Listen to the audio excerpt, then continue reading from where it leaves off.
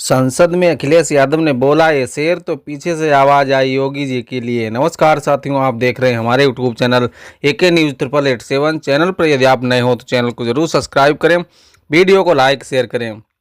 Samajwadi party के अध्यक्ष अखिलेश यादव का लोकसभा में शायराना अंदाज दिखाई दिया। इसी दौरान उन्होंने एक शेर पढ़ा तो पीछे से आवाज आई ये तो योगी जी के लिए है।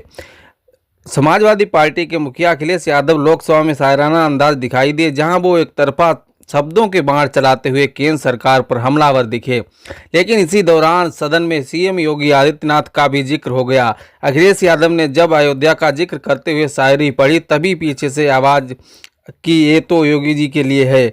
दरअसल हुआ ये कि अखिलेश यादव ने सदन में बीजेपी की दुखती रग पर हाथ रख दिया और अयोध्या का जिक्र करते हुए तंज कसा। उन्होंने कहा कि अयोध्या की जीत देश के परिपक्व मतदाता की लोकतांत्रिक जीत है। हम अयोध्या से प्रभु श्री राम के प्रेम का पैगाम लाए हैं।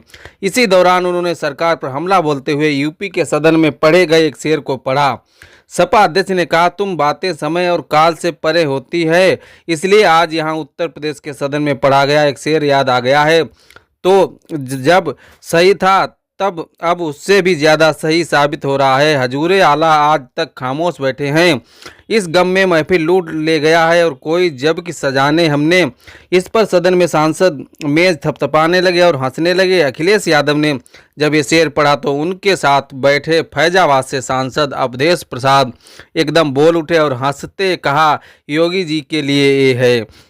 दरअसल सपा अध्यक्ष ने यूपी विधानसभा में सीएम योगी पर निशाना साधते हुए ये भी शेर पढ़ा था। उन्होंने राम मंदिर कार्यक्रम में पीएम मोदी पर भी फोकस रहने पर निशाना साधते हुए कहा कि सीएम योगी ने न जाने कितनी बार अयोध्या में तमाम विकास कार्यों का जायजा लेने गए, सड़कें और लाइट व्यवस्था सब देखी, लेकिन जब उद्घाटन हुआ तो वो कहीं दिखाई नहीं दिए।